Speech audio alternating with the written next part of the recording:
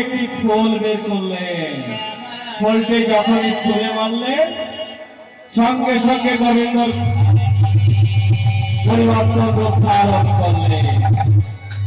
বলছে আমি এই রূপে এই বেশি এইভাবে যাব আমার ভক্তের মনোবাসনা পূর্ণ করতে।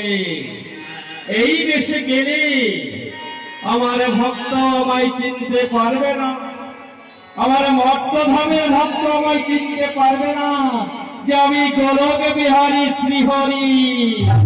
সবাই মিলে বলুন হরি হরি হরি।